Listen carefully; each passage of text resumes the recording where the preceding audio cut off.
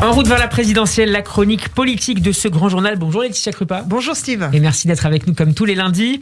Emmanuel Macron est donc enfin candidat officiellement. Mais Laetitia, vous allez nous expliquer cet après-midi pourquoi il ne fera pas, ou en tout cas peu campagne. En fait, ce sera une campagne Canada Dry. Je ne sais pas si vous avez l'âge pour avoir cette référence. Je vous explique, vous aurez l'impression que c'est une campagne, mais ce ne sera pas une vraie campagne classique. Emmanuel Macron, qui a encore gagné des points à la faveur de la guerre en Ukraine, là il dépasse carrément les 30% dans un sondage Ipsos Soprasteria de samedi, et donc il devance largement tous ses adversaires. Alors la mission pour lui, l'enjeu, c'est de garder son statut de favori, tout en faisant mine tout de même de descendre dans l'arène. Alors, par exemple, son meeting de samedi dernier, vous savez, il avait annoncé un premier meeting de campagne à Marseille samedi qui a été repoussé au week-end prochain. On comprend que finalement, il n'aura certainement pas lieu. Je vous propose d'écouter un des lieutenants d'Emmanuel Macron, Stanislas Guerini, le patron de La République En Marche, qui était ce matin sur Public Sénat. Chacun peut comprendre que le chef de l'État, il va profiter de tous les interstices que l'agenda international, que son agenda de président de la République lui offre pour aller à la rencontre des Français. Donc pas de meeting prévu à l'heure actuelle. Non, on l'a pas prévu de cette façon-là. On a prévu que le candidat puisse se déplacer. Il sera cet après-midi à Poissy, en fin de journée, pour échanger avec des Français. Moi, je crois que c'est très important. Il a eu la possibilité de leur écrire et de poser quelques grands thèmes, une vision pour le pays d'une certaine façon et un projet pour le pays.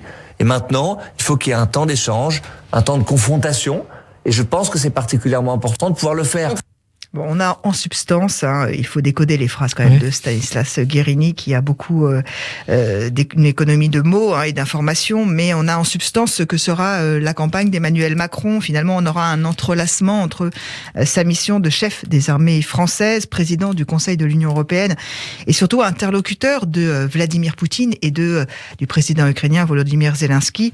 Et puis, son personnage de candidat. Alors, a priori, vous l'avez entendu comme moi, il n'y aura pas de meeting classique, c'est-à-dire qu'il n'y aura pas de rassemblement de partisans avec des manus scandés, des distributions de goodies, mais il y aura tout de même des formes de rassemblement. Alors, on ne sait pas encore comment seront ces rassemblements, mais Emmanuel Macron veut avoir ce rendez-vous avec les Français en direct. Et quel récit va-t-il livrer ? Pour faire simple, il a décidé de se mettre en scène tout seul. On n'est jamais aussi bien servi que par soi-même. Alors, il fait une web-série, on a vu le premier épisode diffusé vendredi soir, et Emmanuel Macron donne lui-même les pistes des contours de sa future campagne. Écoutez.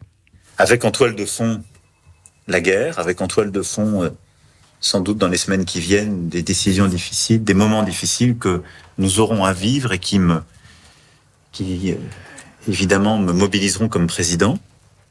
Mais je pense qu'il faut que le débat puisse se conduire et que moi aussi, en tant que candidat aussi, je puisse expliquer, convaincre, proposer, être attaqué, critiqué, contesté, répondre à la controverse, m'y livrer moi-même. Et je pense que c'est très important parce que c'est là que nos compatriotes vont se projeter et décider, au fond, les grands projets qu'ils veulent pour les 5 ans à venir et la personne à qui ils veulent faire confiance pour cela. Laetitia, Emmanuel Macron va organiser en quelque sorte un face-à-face entre les Français et lui ? Exactement, Steve. Est-ce que ça vous rappelle quelque chose ? Non. Le grand débat, Le grand débat qui avait été la réponse à la crise des Gilets jaunes en 2019. Alors ce soir à Poissy, on aura un nouveau grand débat, un débat avec les Français. Donc ce sera dans un gymnase, mais vraiment ce sera... Formellement, ça va nous rappeler vraiment ce grand débat. Vous allez voir. Il y aura un gymnase, il y aura Emmanuel Macron. Je parie qu'il sera au milieu, avec un micro, face à un public qui sera trié sur le volet. C'est Carl Olive, le maire de Poissy, un soutien fervent d'Emmanuel Macron, qui a un peu expliqué comment ça allait se passer. Alors, il dit qu'il y aura 200 à 300 Français. Il y aura 20 questions sur tous les sujets. Les Français seront représentatifs de toutes les catégories sociales, qu'il y aura un dialogue sans concession. Et bon, c'est quand même à Poissy, ça vous rappelle aussi quelque chose, Poissy, les Yvelines, Valérie Pécresse, donc on peut supposer qu'Emmanuel Macron lance comme ça des messages, des pics à destination de ses adversaires pendant la campagne, mais il n'y aura pas de confrontation directe. Emmanuel Macron va garder sa position en surplomb de président au-dessus de la mêlée. Emmanuel Macron devrait donc rester sur sa ligne et ne devrait pas, Laetitia, débattre avec ses concurrents. Ben non, il l'a dit déjà avant le premier tour et dans sa lettre aux Français et dans sa vidéo, il annonce qu'il ne pourra pas faire campagne comme il l'aurait voulu à cause de la guerre en Ukraine, mais il affirme tout de même qu'il acceptera la controverse, les critiques. Alors d'où viendront ces critiques? Des Français, dit-il, et puis des journalistes. Donc on sait déjà qu'il acceptera les émissions, les interviews, comme là aujourd'hui avec Ruth Elkrieff sur LCI, à la mi-journée. C'est sa première interview de campagne. Et peut-être que ce soir, il sera sur LCI. LCI organise une émission spéciale en partenariat avec le magazine Elle. On est à la veille, bien sûr, de la journée des droits internationaux de la femme. Et cette émission est intitulée Face aux Françaises. Il s'agira pour les candidats d'être face à un panel de femmes, mais les uns après les autres. Et ça, ce type d'émission, Emmanuel Macron peut l'accepter.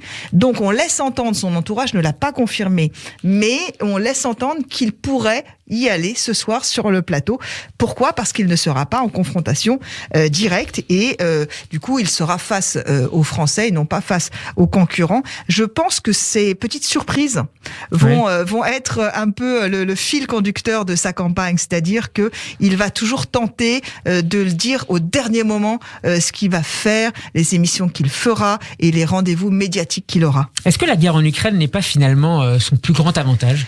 Oui, je sais que c'est un peu cynique de le dire de cette façon, mais incontestablement, pour le moment en tout cas, l'effet ralliement au drapeau, concept inventé par le politologue Muller, joue à plein. C'est un politologue américain qui avait expliqué que pendant une crise, pendant une guerre, pendant des traumatismes subis par la population, il y a un mouvement naturel de soutien au chef de l'État qui incarne la nation. Donc oui, Emmanuel Macron bénéficie de cet effet ralliement au drapeau et il va garder ce costume-là le plus longtemps possible. Il sera très difficile à ses adversaires de lui reprocher puisque l'évidence de la guerre lui donne cet atout de façon directe. Ensuite, il ne faudra pas escamoter l'élection et ça, l'équipe d'Emmanuel Macron et lui-même, bien sûr, le savent pertinemment. Pourquoi ? Parce qu'un président mal élu peut avoir ensuite du mal à gouverner, non pas dans une majorité à l'Assemblée nationale, mais vraiment dans les faits. Rappelez-vous, les Gilets jaunes, c'est vraiment, cette crise aura marqué le quinquennat, traumatisé le quinquennat d'Emmanuel Macron. Et donc, la légitimité qu'il tire du fait d'être le chef des armées françaises pourrait installer un début de deuxième quinquennat, Steve, s'il est réélu évidemment, mais beaucoup d'observateurs prédisent un chaos social s'ils ont l'impression d'avoir une élection qui leur a été volée, escamotée. Donc ça, Emmanuel Macron sait qu'il doit tirer sa légitimité avant tout du peuple. Merci beaucoup Laetitia Crupin, en route vers la présidentielle est à réécouter en podcast sur radioj.fr et en vidéo sur notre page YouTube. Nous serons demain en compagnie de David Revaud-Dallon du Journal du Dimanche. Bon après-midi à vous Laetitia. Merci, et à lundi prochain. À lundi.